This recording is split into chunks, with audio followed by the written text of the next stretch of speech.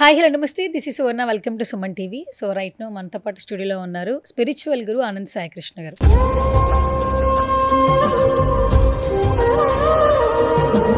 Online classes start అయిపోయాయి. బేసికల్ గా ప్రతి వీడియో చాలా మోటివేషనల్ గా చెప్తూ ఉంటారు. ప్రతిసారి ఒక మాట చెప్తూ ఉంటారు, 41 రోజులు దీక్ష చేయండి మీ జీవితంలో మార్పులు జరుగుతాయి అని అంటూ ఉంటారు.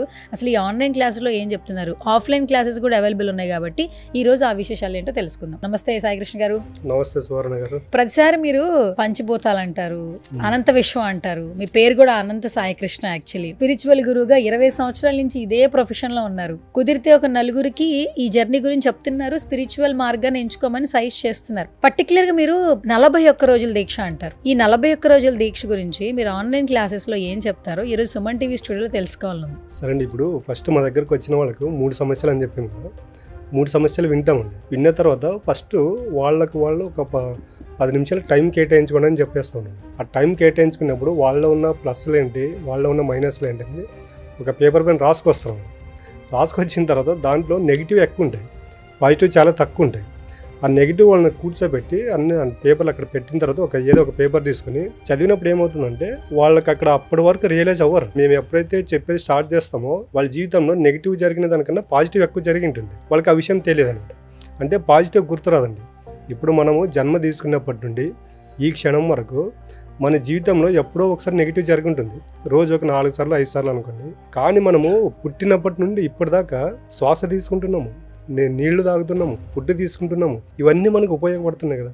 అంటే ఇవన్నీ పాజిటివే కదా. అంటే ఇవన్నీ ఎటువంటి రూపాయి ఖర్చు లేకుండా పంచభూతాల ద్వారా మనకు వస్తుంది. బట్ మనిషి ఏం చేస్తున్నాడు అంటే అతని జీవితంలో జరిగిన పాజిటివ్ని వదిలిపెట్టేసి నెగిటివ్ని వెతుక్కుంటూ వస్తున్నాడు. ఆ నెగిటివ్ వెతికే క్రమంలో ఏమవుతుంది, అతని చుట్టూ ఒకటి కంచె వేసుకుంటున్నాడు. నెగిటివ్ కంచె అనేది పొలం ఉంటుందండి. పొలంకి కంచె వేసామనుకోండి, లోపలికి ఎవరైనా వస్తారా? ఎవరు రారు. అదే ఓపెన్గా ఉంటే అందరూ వచ్చేస్తారు. ఇక్కడ మనిషి ఏం చేస్తున్నాడంటే ఆ నెగిటివ్ అనే వైబ్రేషన్కి, నెగిటివ్ ఆరాకి ఓపెన్ డోర్స్ పెట్టేశాడు అనమాట. పెద్దలో మాట అంటారు చూడండి, దరిద్ర దేవత తలుపు కొడుతూనే ఉంటుంది, అదృష్ట దేవత ఒకసారి తలుపు కొట్టినప్పుడే మనం తీయాలని. ఇక్కడ ఏం జరుగుతుందంటే అదృష్ట దేవత ఎప్పుడు తలుపు కొడుతూనే ఉంటుంది. మనం ఏం చేస్తున్నామంటే అదృష్ట దేవత తలుపు కొట్టినప్పుడు తీయము. దురదృష్ట దేవత, దరిద్ర దేవత ఎప్పుడైతే తలుపు కొడుతుంటే రోజు తీస్తూనే ఉంటాము. అంటే ఇక్కడ దరిద్ర దేవత అంటే ఏంటంటే నెగిటివ్ వ్యక్తుల దగ్గర కలవడము, నెగిటివ్ మాటలు వినడము, నెగిటివ్ పనులు చేయడము, ఇవన్నీ ఏమంటే దరిద్ర దేవతతో సమానం అనమాట. వాటికి ఎప్పుడు మనము వెల్కమ్ పలుకుతూనే ఉంటాము. అదే 10 మంది ఎవరైనా ఒక మంచి వాళ్ళు కూర్చొని 4 మంచి మాటలు చెప్పారనుకోండి, పాజిటివ్ మాటలు చెప్పినా వినమనమాట, అక్కడ కొట్టేస్తాము. ఎప్పుడే కానీ భగవంతుడు డైరెక్ట్గా వచ్చి మనకు సాయం చేయడండి, ఏదో ఒక రూపంలో మన దగ్గరికి పంపిస్తూ ఉంటాడు. బట్ మనం ఏం చేస్తున్నామంటే వీటన్నిటిని కొట్టి పాడేస్తుంటాము. నా లైఫ్ ఇలాగుంది, నా లైఫ్ ఇలాగుంది అన్నప్పుడు ఏమవుతుందంటే మనమే కోరుకుంటున్నాము. మన జీవితానికి మనమే సృష్టికర్త, మనమే మూల కారణం. కాబట్టి మన జీవితంలో జరిగే ప్రతి దానికి మనమే కారణం అండి. ఇక్కడ వేరే వాళ్ళు అయితే కానే కాదండి. ఈ విధంగా అక్కడ క్లాస్లో ఈ విధంగా స్టార్ట్ చేస్తాము. తర్వాత అర్లీ మార్నింగ్ క్లాస్ అంతా అయిపోయిన తర్వాత వాళ్ళకి అర్లీ మార్నింగ్ ఇప్పుడు గాయత్రి మంత్రం ఉంటుంది, ఒక శ్లోకం ఉంటుంది, ఇవన్నీ ఉంటాయి. మనము ప్రతిసారి పంచభూతాలను అని చెబుతూ ఉంటాము. ప్రతిసారి నేను పంచభూతాలు అన్నప్పుడు మీకు కూడా విసుగు వస్తూ ఉంటుంది. పంచభూతాలు ఏంటి అని. పంచభూతాలు లేని స్థలం అంటే ఎక్కడ ఉండదు. ఈ ప్రపంచంలో మనం ఎక్కడికి వెళ్ళినా పంచభూతాలు ఉంటాయి. కాబట్టి మనం మాట్లాడుకుంటున్నాం యద్భావం తద్భవతి. నీవు ఏదైతే అనుకుంటావో అది నీ ద్వారా జరుగుతుందని. ఇక్కడ చూడండి, ఒక వ్యక్తి ఉదయం లేచినప్పుడు ఎటువంటి ఆలోచనలతో ఉంటే ఆ రోజంతా అదే విధంగా రీసైకిల్ జరుగుతూనే ఉంటుంది. బాధతో బయటకు వచ్చాడు అనుకోండి, ఆ రోజంతా నెగిటివ్ పనులే జరుగుతుంటాయి. అన్ఎక్స్పెక్టెడ్గా గొడవ పడ్డము, ఈయనకి సంబంధం లేకపోయినా ఎవరో వచ్చి ఈయనతో గొడవ పెట్టుకోవడము, ఇవన్నీ జరుగుతుంటాయి అనమాట. ఇవన్నీ జరిగే క్రమంలో అర్లీ మార్నింగ్ నిద్ర లేచిన తర్వాత ఒక 5 నిమిషాలు టైం కేటాయించుకొని ఫస్ట్ మీరు పీస్ ఆఫ్ మైండ్తో కూర్చోండి అని చెప్పేస్తాము. అలా కూర్చొని తర్వాత ఇప్పటి వరకు మనం బయట ఎక్కడ చెప్పలేదండి. ఇది ఎలాగుంటుందంటే మనం ఎక్కడికి వెళ్ళినా పంచభూతాలతో మమేకం అవుతామని చెప్పేస్తాం కదా. అట్లా మనం అక్కడ కూర్చొని తర్వాత వాళ్ళతో ఒకటి పదే చెప్పిస్తాము. ఏంటంటే నేను ఈ క్షణం నుండి నేను వేసే ప్రతి అడుగు, వెళ్ళే ప్రతి చోటు, కలిసే ప్రతి వ్యక్తి, చేసే ప్రతి పని సక్రమంగా, సవ్యంగా, సరళంగా, విజయంగా జరిగినందుకు, జరుగుతున్నందుకు, జరగబోతున్నందుకు అనంత విశ్వానికి, పంచభూతాలకు, నాకు సహాయం చేసిన ప్రతి వ్యక్తికి, సకల సృష్టికి నేను నా యొక్క మనస వాచ కర్మన త్రికరణ శుద్ధిగా హృదయపూర్వకంగా కృతజ్ఞత భావం తెలుపుకుంటున్నానని ఈ విధంగా ఒక 21 టైమ్స్ వాళ్ళతో రిపీటెడ్గా చెప్పించడం జరుగుతుంది అన్నమాట. ఇప్పుడు ప్రతి విషయానికి పాజిటివ్ నెగిటివ్ ఎలా ఉంటుందో నాణ్యానికి బొమ్మ బొరుసు ఎలా ఉంటుందో ఒక మాట చెప్పినప్పుడు కామెడీగా కొంతమంది తీసుకుంటారు, సీరియస్గా కొంతమంది తీసుకుంటారు. ఇప్పుడు మీరే అంటున్నారు విశ్వంతో మాట్లాడమంటున్నారు. బయట నవేడేస్ పిల్లలు తల్లిదండ్రులతోనే మాట్లాడలే, మంచి వైపు వెళ్ళమని వాళ్ళు చెప్తూ పంచుతారు. బట్ ఫస్ట్ వాళ్ళు చూస్ చేసుకునేది చెడు మార్గం, వెళ్ళే దారి కూడా అదే బాగుంది వాళ్ళకి యాక్చువల్లీ.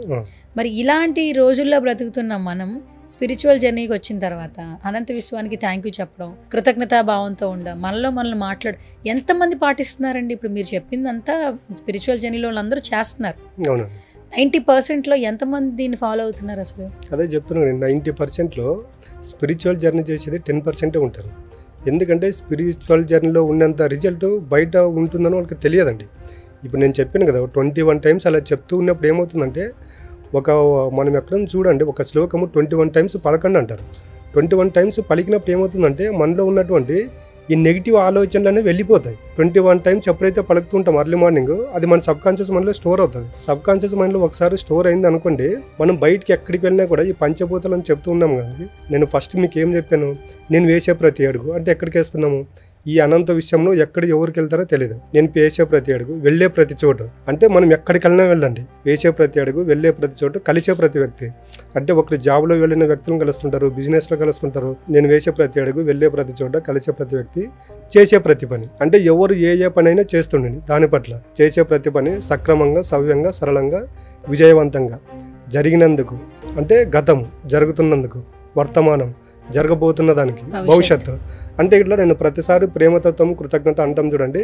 మనము జరిగిపోయిన దానికి కృతజ్ఞత చెప్తున్నాము, జరిగిన దానికి కృతజ్ఞత తెలుపుతున్నాము, జరగబోయేదానికి కృతజ్ఞత తెలుపుతున్నాము. అంటే ఇక్కడ సకల సృష్టికి, పంచభూతాలకు, మనుషులకు, ప్రతి ఒక్క దానికి కృతజ్ఞత తెలిపినప్పుడు ఏమవుతుందంటే మనం మాట్లాడుకున్నాము, యూనివర్స్ అనేది మన యొక్క ఆలోచనలు తీసుకుంటుంది. నువ్వు ఏదైతే బలంగా నమ్ముతావో దాన్ని తీసుకొని దానికి సంబంధించిన రిజల్ట్ ఇవ్వడం అనేది యూనివర్స్ పని.